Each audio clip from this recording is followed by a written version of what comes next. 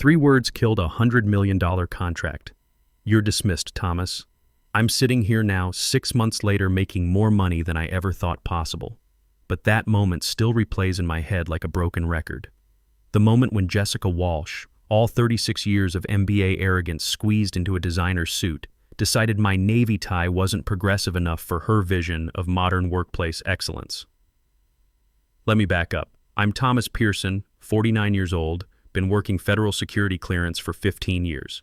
Before that, I spent 12 years in the Air Force doing communications security, got out as a tech sergeant, lost my wife Sarah to cancer 3 years ago, and ended up at Nexus Defense because they needed someone who actually understood government contracts. Not the theory from business school, but the reality of dealing with federal bureaucracy. There's a big difference between reading about security clearance and actually holding one.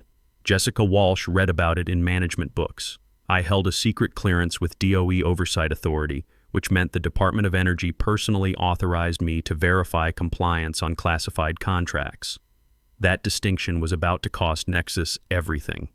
The day it went sideways started normal enough. I was reviewing compliance documents for our biggest contract, a $100 million Department of Energy partnership for grid security infrastructure. 3 years in development, covering 6 states, with enough federal oversight to choke a horse. I was the named security agent, which in government speak means I was personally responsible for verifying that everyone touching classified materials had proper clearance. You can't just reassign that responsibility like a desk job. When DOE designates you as security agent on a contract, that designation is tied to your personal clearance file, your background investigation, your entire career history. It's federal law, not company policy. But Jessica Walsh didn't know that. Jessica didn't know much about anything related to our actual business. Harvard MBA, 4 weeks at Nexus, already making enemies faster than she could learn the coffee machine. She'd been brought in to modernize operations and streamline efficiency protocols. Translation: make everyone miserable while justifying her salary. That Tuesday morning, I was wearing the same navy tie I'd worn to probably 200 client meetings. Nothing fancy, but clean and professional. Same black Oxford shoes I'd been wearing for years. I'd worn this exact outfit to DOE facilities, Pentagon briefings, you name it. Never once had a complaint. But Jessica had been reading leadership books about establishing authority and setting new standards. Dangerous combination for someone with zero understanding of what we actually did. The video call was supposed to be routine check-in about next week's DOE audit. Instead, I got a lecture about professional appearance from someone who'd probably never set foot in a federal facility.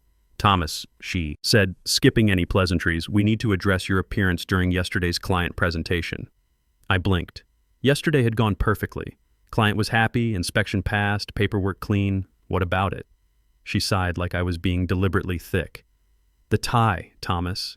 It's not aligned with our updated professional standards, and those shoes clearly don't meet the requirements we outlined in the new Workplace Excellence Protocol.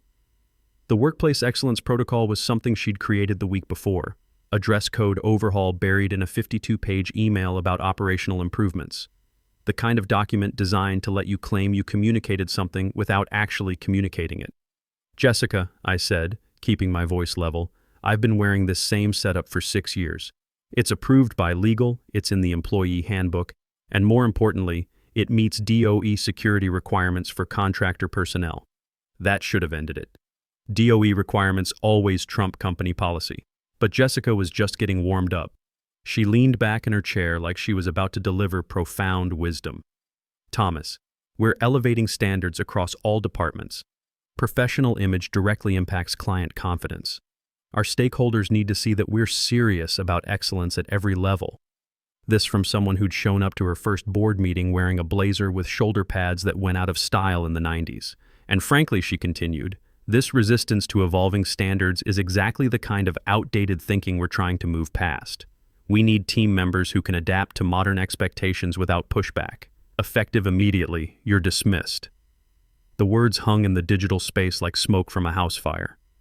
Dismissed. Not terminated, not laid off, not restructured. Dismissed. Like I was a kid who'd talked back in class. No HR on the call. No documentation. No chance to respond. Just Jessica Walsh, playing executive with someone else's career because she decided my tie represented some kind of challenge to her authority. I didn't argue, didn't yell, didn't even ask if she was serious. I just stared at her pixelated face for about 10 seconds, then reached over and closed my laptop. The silence in my home office was complete. The kind of quiet that usually means something important just broke, and something had broken. Jessica just didn't know it yet. I sat there for maybe 5 minutes, staring at my closed laptop. Not angry, not shocked. More like watching a slow-motion car wreck where you can see exactly how it's going to end, but the other driver is too busy texting to notice the guardrail. Jessica had just made the kind of mistake that separates people who think they understand federal contracting from people who actually do. In the corporate world, you fire someone and hire a replacement next week. In federal clearance work, you just severed the only thread holding your contract together. My secret clearance wasn't company property. It belonged to me, Thomas Pearson, Social Security number on file with the Office of Personnel Management. When DOE designated me as named security agent on contract DOE GS47B250M, they weren't picking a random employee. They were certifying that I personally had been investigated, cleared, and authorized to handle classified grid security data. You can't transfer that designation like moving office supplies. Federal Acquisition Regulation 9.405 is crystal clear. When the security agent separates from employment, the clearance designation becomes inactive pending formal transfer procedures. Formal transfer takes 90 to 180 days, assuming you can find someone with equivalent clearance and experience. Jessica didn't know any of this. She probably thought clearance was something you picked up from HR on your first day. I walked to the kitchen and made coffee, the good stuff, not the office swill. Outside my window, the neighborhood was doing its Tuesday thing. School buses dropping off kids, neighbors walking dogs, normal people living normal lives. My son Austin was at Virginia Tech, sophomore year, studying electrical engineering. Smart kid, probably going to end up designing the same power grid systems I spend my days protecting. Between tuition, books, and living expenses, I was looking at about $30,000 a year. Add in the mortgage, utilities, and the medical bills left over from Sarah's cancer treatment, and losing my job was more than inconvenient. Those medical bills were a constant reminder of what really mattered. Sarah had fought for 18 months, and I'd spent every penny I could on treatments, specialists, experimental therapies. Insurance covered most of it, but most still left us with about $40,000 in debt. I'd been chipping away at it, but steady employment was crucial. But I wasn't panicking. I opened my laptop and pulled up the secure folder where I kept my clearance documents. Everything was there. My SF-86 security application, background investigation summary, DOE oversight authorization, and my JPass profile showing active secret clearance through March 2026. The DOE contract was right there too, 47 pages of federal bureaucracy, but the important part was on page 12. Named Security Agent, Thomas D. Pearson, Nexus Defense Solutions. Clearance level, secret. DOE authorization, active. And buried in section 4.3.2, in the event of security agent separation from contractor employment, all project activities must cease pending formal designation transfer as outlined in FR 9.405B3. Translation, no me, no contract. I didn't delete anything or copy company files. Everything I was looking at belonged to me regardless of where I worked. But I did take a moment to appreciate the beautiful simplicity of federal regulation. Jessica thought she was managing personnel. What she'd actually done was violate compliance protocol and jeopardize $100 million in federal funding. And the beautiful part was I had no obligation to fix her mistake. I wasn't a company employee anymore. My phone buzzed with a text from Karen Thompson. Karen and I had worked together for 3 years before she left Nexus last year. Jessica had pushed her out too, claimed she was too focused on legacy processes instead of embracing innovation. Heard through the grapevine. You okay? I typed back, working on next steps. I'll be fine. Karen knew the clearance game as well as anyone. She'd probably figured out what Jessica had done within minutes of hearing I was gone, but she was smart enough not to spell it out in a text. I spent the rest of Tuesday organizing my files and updating my resume.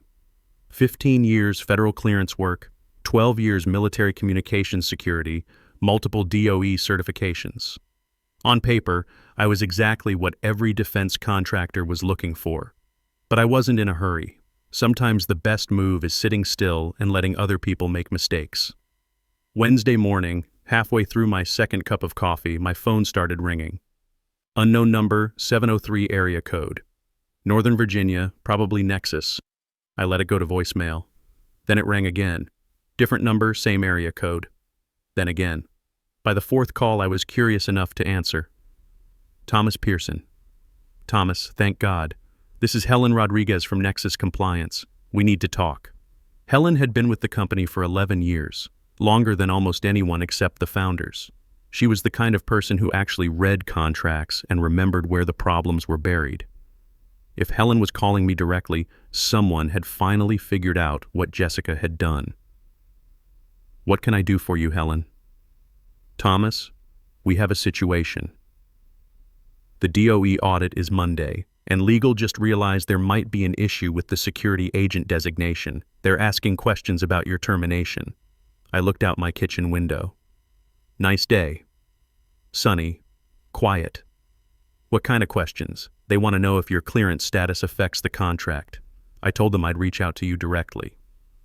The careful way she said it told me everything. Legal had finally read the actual contract, probably for the first time since it was signed.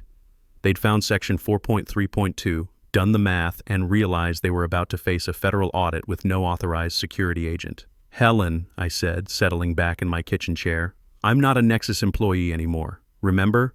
Professional appearance standards.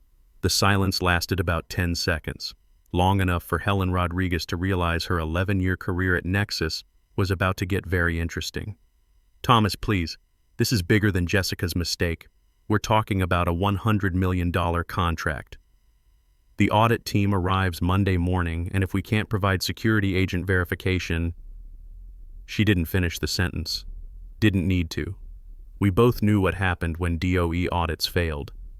Contract suspension, funding freeze, and heads rolling all the way up to the executive suite. What exactly are you asking me to do, Helen? Could you just come in Monday and handle the verification? Just for the audit. We'll figure out the paperwork afterward. I looked out at my neighbor washing his car in the driveway, taking his time, doing it right. I don't work there anymore, Helen. Jessica made that pretty clear. Thomas, what would it take?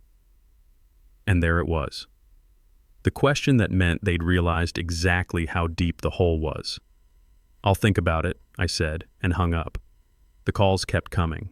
Legal department, HR, someone claiming to be Jessica's assistant but who sounded suspiciously like Jessica herself trying to disguise her voice. I didn't answer any of them. Instead, I went for a walk around the neighborhood, thinking through my options. I could go back Monday, save their contract, probably get my job back with some story about miscommunication, then spend the next few years working for Jessica until she found another reason to get rid of me. Or I could stay home and let them figure it out themselves. I was leaning toward staying home when my phone buzzed with an email from an address I recognized. Anthony Sullivan, Federal Strategic Partners. Tony and I had served together at Ramstein Air Base in the late 90s. He'd gotten out a year before me and gone straight into government liaison work. Subject line, heard you might be available. Thomas, word through the network is you're no longer with Nexus. If that's true, I've got something that might interest you. DOE oversight position just opened with our Federal Energy Task Force. Primary security liaison, multi-state authority, Tier 3A clearance required, $240 per hour, flexible schedule, work from home. Contract specifically excludes Nexus Defense and subsidiaries. Interested? Tony, I read the email twice. $240 per hour worked out to about $500,000 per year if I stayed busy. Nearly double what Nexus had been paying me. And the exclusion clause meant I'd never have to deal with Jessica Walsh again. I hit reply and typed, very interested. Send details. Tony's response came back in 15 minutes with a secure link to the full contract proposal. Federal Energy Task Force, established under the Infrastructure Investment and Jobs Act, tasked with oversight of grid modernization projects across 6 southeastern states. They needed someone with my exact background. Military communications security, federal clearance experience, and specific knowledge of DOE compliance requirements. The position was everything I'd been doing at Nexus, but without the corporate nonsense. No dress codes, no office politics, no Jessica Walsh asking me to explain why federal regulations couldn't be overruled by management books. I was reading through the benefits package when my phone rang again. This time the caller ID showed DOE, Office of Inspector General. "Mr. Pearson, this is Inspector Janet Morrison, DOE, Office of Inspector General. I understand you were recently the named security agent on contract DOE GS47B21100M with Nexus Defense Solutions. That's correct. We've received notification that there may be compliance issues related to your employment status. Could you verify your current relationship with Nexus Defense? When DOE Inspector General calls you directly, it means someone filed a formal complaint or identified a potential regulatory violation. Someone at Nexus had probably tried to explain the situation and made it worse. As of Tuesday, I'm no longer employed by Nexus Defense Solutions." I see. And were you provided with proper notification procedures regarding clearance designation transfer as required under FAR 9.405?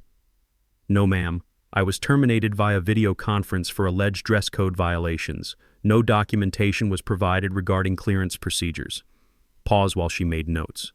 "Mr. Pearson, we're opening a formal inquiry into potential compliance violations related to this contract. You may be contacted for additional information. In the meantime, please preserve all documentation related to your clearance status and employment with Nexus." Understood. After she hung up, I sat back and processed what had just happened. DOE Inspector General didn't open formal inquiries lightly. Someone at Nexus had really stepped in it, probably by trying to claim they could proceed with the audit without proper security agent authorization.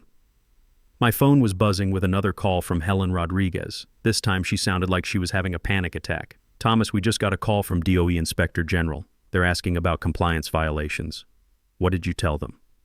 "I told them the truth, Helen. I was fired Tuesday for dress code violations and nobody mentioned anything about clearance transfer procedures." "Oh God, legal is freaking out. Jessica's in meetings with the partners. They're talking about postponing the audit. Too late for that." Once DOE Inspector General got involved, postponing wasn't an option. They'd want answers, documentation, and probably a few heads on platters. "Helen, I'm sorry this is happening, but it's not my problem anymore. I didn't create this situation. Thomas, please. What would it take to make this go away?"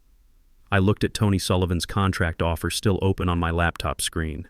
$240 per hour, federal benefits, and the satisfaction of working with people who respected experience over politics. "It's too late, Helen. The train's already left the station. I signed Tony Sullivan's contract Friday afternoon with my good pen, the cross my dad gave me when I made tech sergeant. 20 pages of federal bureaucracy, but it all boiled down to one simple fact. I was about to make twice as much money doing the same work for people who actually understood what they were buying. Friday evening, I called Austin at Virginia Tech to let him know about the job change. I didn't go into details about Jessica or the circumstances, just told him I'd found a better opportunity. "That's great, Dad. Will this affect my tuition?" "No, son, you're covered. Actually, things are going to be easier financially." "Cool. Hey, I've been reading about grid security for one of my classes. Pretty interesting stuff. Is that what you'll be doing?" "Among other things. It's important work. Maybe I should consider that field after graduation. There's always room for good engineers who understand the details matter." The weekend was quiet. I organized my home office, set up the new computer equipment Tony's company had sent over, and prepared for Monday. Not the Monday I'd originally planned, but a much better one. Monday morning, I was in my kitchen drinking coffee and reading the Washington Post when my phone started buzzing with texts. Karen Thompson first. "Turn on Channel 7. Then Helen Rodriguez. You need to see the news." Then 3 more from numbers I didn't recognize, all saying basically the same thing. I turned on the TV and there it was, crawling across the bottom of the screen. DOE suspends $100 million contract with Nexus Defense following compliance violations. The news anchor was reading from what looked like a prepared DOE statement about irregularities in security clearance protocols and ongoing investigation by the Office of Inspector General. Nexus Defense Solutions stock was already down 9% in pre-market trading. My phone rang. Tony Sullivan. "Thomas, you watching the news?" "Yeah." "Any chance that compliance violation has something to do with your sudden availability?" I took a sip of coffee. "Let's just say some people learned the hard way that federal clearance isn't transferable property." Tony laughed. "Well, their loss is our gain. When can you start?" "How about this afternoon?" The DOE audit at Nexus lasted about 30 minutes, long enough for the lead auditor to ask for the named security agent. get told that person was no longer with the company, and politely explain that the contract was therefore void pending formal compliance review. No drama, no shouting, just bureaucratic efficiency at its finest. Jessica Walsh tried to argue they could assign someone else temporarily. The auditor explained that federal law didn't work that way. Jessica asked if there was some kind of exception process. The auditor handed her a business card for the DOE Inspector General's office and suggested she direct all future questions there. By noon, Jessica was cleaning out her office. By 2 p.m., her LinkedIn profile read former VP of Operations.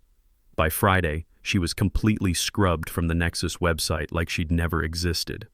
I heard most of this through Karen, who still had friends inside the company. According to her sources, the board meeting that followed the audit was epic. Lots of shouting, finger-pointing, and demands for explanations about how a $100 million contract could be derailed by a dress code dispute. The answer, of course, was that it wasn't really about dress codes. It was about someone with an MBA who thought authority came from making arbitrary rules instead of understanding the business. Jessica had fired me because she wanted to establish dominance. What she'd actually done was demonstrate that she had no idea how federal contracting worked. Meanwhile, I was settling into my new job with federal strategic partners. Same work, better pay, and clients who understood that experience trumped corporate politics every time. My first assignment was reviewing security protocols for a grid modernization project in North Carolina. The kind of work I'd been doing for years, but now getting paid what I was actually worth. The best part? No dress code. I could wear whatever tie I wanted as long as I kept the power grid secure and the paperwork compliant. The DOE Inspector General's report, when it finally came out 6 weeks later, was a masterpiece of bureaucratic understatement. Nexus Defense Solutions failed to follow established procedures for clearance designation transfer, resulting in contract non-compliance and potential security protocol violations. Translation: they screwed up so badly that DOE was considering barring them from future federal contracts. 3 months later, Austin called me from Virginia Tech. He'd been accepted into an advanced electrical engineering program with a focus on grid infrastructure. Full scholarship, paid internship, everything. "Dad," he said, "I've been reading about this stuff you do. Federal clearance, grid security, all that. It's actually pretty cool. It has its moments. Think there's room in the field for another Pearson?" I smiled. "Always room for people who understand that details matter, son." The financial pressure that had been weighing on me for years was finally lifting. The new salary meant I could pay off Sarah's medical bills within a year instead of 5. Austin's education was secure. I even started contributing to a retirement account again. More importantly, I was working with people who valued expertise. When I pointed out potential security vulnerabilities, they listened. When I recommended protocol changes, they implemented them. When I said something couldn't be done because of federal regulations, they said understood instead of asking me to find creative workarounds. 6 months after the Nexus disaster, I was reviewing a DOE compliance report when I came across an interesting footnote. Nexus Defense Solutions had been barred from bidding on federal contracts pending completion of remedial compliance training and organizational restructuring.